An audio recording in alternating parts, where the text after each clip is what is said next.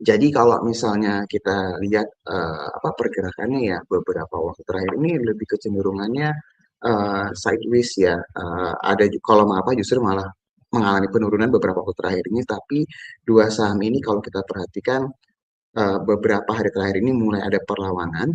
Nah, apa sih sudut pandang yang mau kita kasih lihat ke my friends? Kalau 2 hari yang lalu kita bahas ADRO sama ADMR, nah sekarang kita bahas MAPI sama apa, loh apa hubungannya gitu ya. Kalau my friends nonton dua hari yang lalu, kita cerita bahwa ADRO sama ADMR ceritanya akan yang bergerak potensi ya, waktu itu kita bilang update-nya ADMR-nya itu fast grower-nya atau fast growing company-nya dia lebih cepat secara kinerja keuangan pertumbuhannya.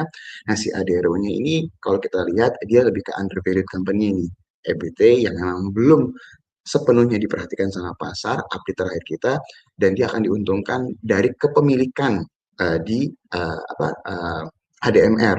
Jadi yang satu fast growing company HDMR-nya, yang satu lagi Adero-nya undervalued company dan akan dapat keuntungan ketika ADMR mengalami kenaikan. Nah, sepertinya kalau kita lihat cerita tadi meskipun beda industri, sepertinya bisa mulai terrefleksi nih di MAPI sama MAPA. Jadi kalau misalnya my friends lihat, MAPA itu anaknya si MAPI ini sendiri, dan kalau misalnya my friends perhatiin secara kinerja keuangan sebenarnya hampir-hampir sama ya ceritanya kalau misalnya kita lihat ya. MAPI kalau my friends perhatikan ini lebih konglomerasinya, dia punya banyak anak usaha, ada yang fokusnya di makanan minuman, ada yang fokusnya sportswear, ya untuk si MAPA ini sendiri, dan juga yang berhubungan dengan lifestyle ya my friends ya. Jadi kalau my friends perhatikan dari si kinerja keuangannya, setelah beberapa tahun terakhir ini kena imbas dari boykot ya, kalau misalnya my friends lihat, ini berangsur-angsur mulai bottoming, dan kalau my friends perhatiin secara kinerja keuangannya ini mulai berangsur-angsur mulai pulih nih kalau kita lihat di September 2025. Jadi kalau nanti kita lihat full year-nya lebih membaik lagi, berarti apa yang kita bahas pada hari ini seharusnya on track ya. Itu dari sisi MAPI-nya. Nah, kalau my friends perhatiin dari sisi MAPA-nya, dari sisi growth-nya, potensi pertumbuhannya itu lebih signifikan, lebih besar lah ya kalau kita boleh bilang. Kalau my friends lihat dari sisi pendapatannya, baik pendapatan maupun baik top line-nya di sini maupun bottom line-nya kalau misalnya my friends lihat ini potensi double digitnya lebih besar nih dibandingkan dengan napi.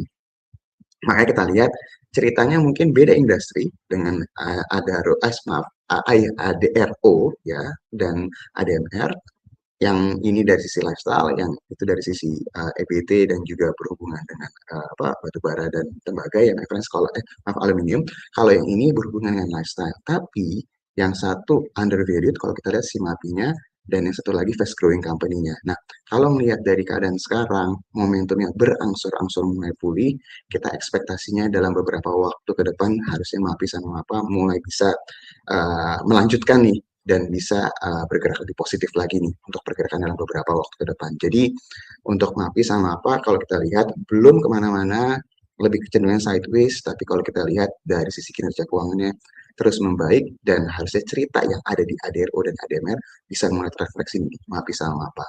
Itu untuk update MAPI